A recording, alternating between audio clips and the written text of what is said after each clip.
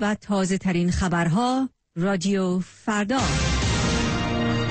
اخبار رادیو فردا. طالبان شماری از غیر نظامیان افغان را به دلیل خودداری از جنگیدن در کنار آنها اعدام کردند.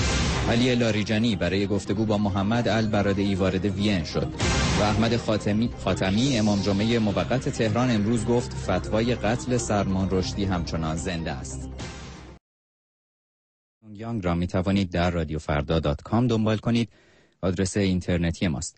اما یکی از خبرهایی که این روزها توجهات زیادی را به خود جلب کرده، خبر دست دادن محمد خاتمی رئیس جمهوری پیشین ایران با چند زن در ایتالیا است. فیلمبرداری که از دیدار آقای خاتمی از ایتالیا فیلمبرداری کرده، در یک گفتگوی اختصاصی با احمد رفعت خبرنگار رادیو فردا در روم، شایعات مربوط به دست دادن آقای خاتمی با زنان و همچنین ارتباط با CIA را تکذیب کرده است. به این گزارش گوش می‌کنیم.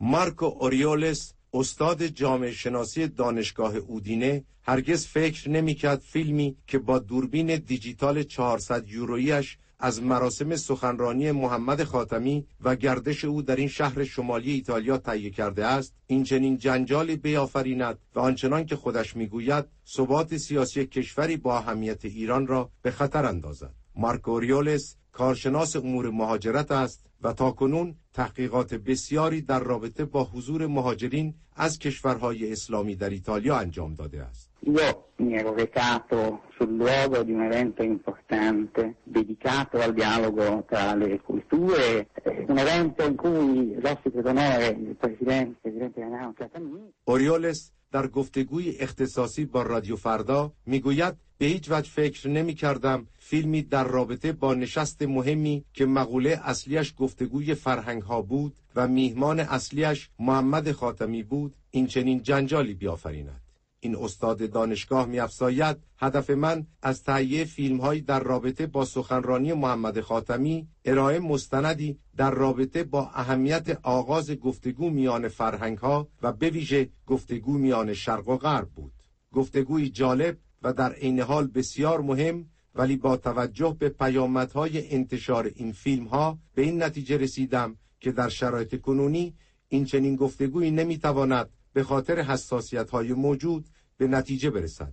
جنجالی که این فیلم‌ها آفریدند باید ما را وادار به تأمل در رابطه با این گفتگوها کنند. Mi trovo nella sgradevole condizione di dover dire questa smentita.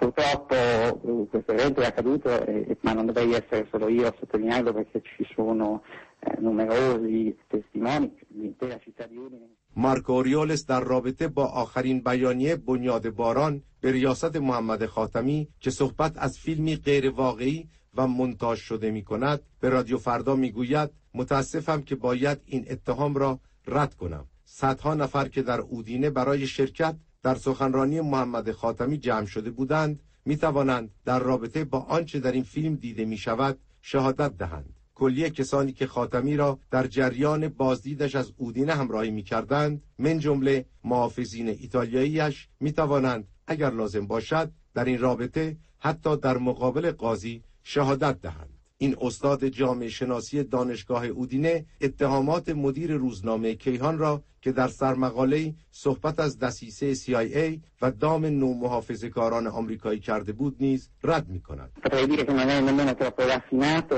ma preferisco dire così che io credo che ieri alla CIA avranno appreso dell'esistenza di un nuovo collaboratore udinese che gestisce questo sito. مارکو اوریولس میگوید این تئوری از ظرافت آنچنانی نیز برخوردار نیست و من فکر می کنم که در مرکز سازمان CIA تنها ساعاتی پس از انتشار این سرمقاله خبردار شدند که استادی ناشناس در دانشگاه اودینه برای آنها کار می کند.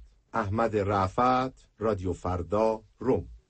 ساعت 18:55 است به وقت تهران. شنونده مجله شامگاهی رادیو فردا هستید.